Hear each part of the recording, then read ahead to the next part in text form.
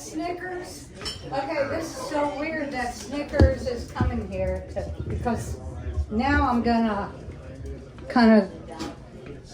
tell you about a book Ramona wrote, and this is so weird because we had kind of known each other through parties and all that, but we started becoming closer friends. And she said, I want to write a book about a boy and his God, and I'd like you to illustrate it. And I said, wow, I don't really know how to do pictures, but she said, I'll pay you money. And I was going to say Ramona was very generous.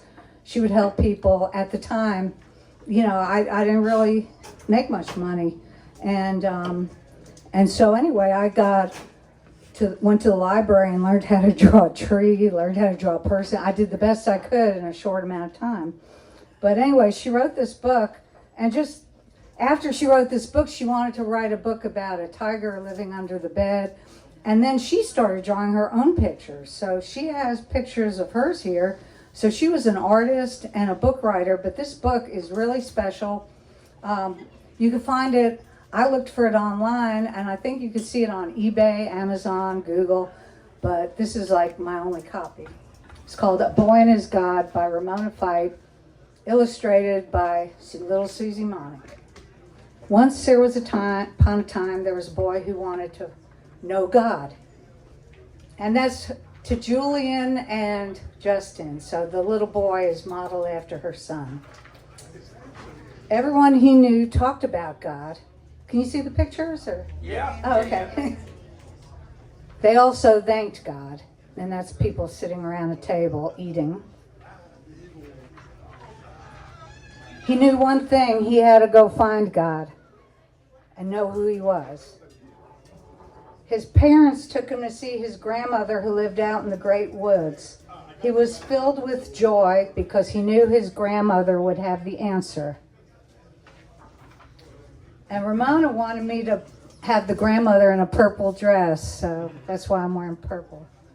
He ran through her front door and found her in the kitchen with all her flowers.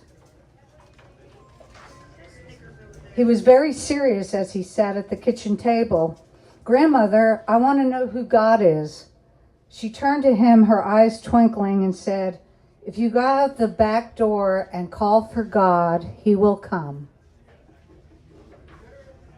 The boy walked and walked and called and called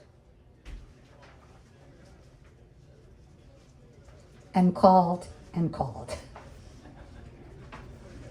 Finally, he appeared at his grandmother's back door.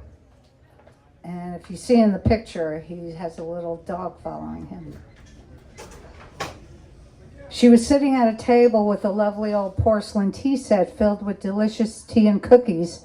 The boy said, Grandma, I walked and walked, I called and called until I couldn't call anymore, and all I found was this dog. He's been following me all day. So the grandmother said, looks to me like he answered your call, she said. Did you know that dog is God spelled backwards? That is why when you called God, he sent you a dog. Seems like the perfect answer. A dog's love is unconditional, and so is God's. And there he is. And the boy leaned down and gave his dog a big hug, and it made him very happy. The end. So I'm going to turn the stage over to someone else. Thanks again. Glad to see the friends left in this world. But Ramona was one of a kind, so she's going to be really missed.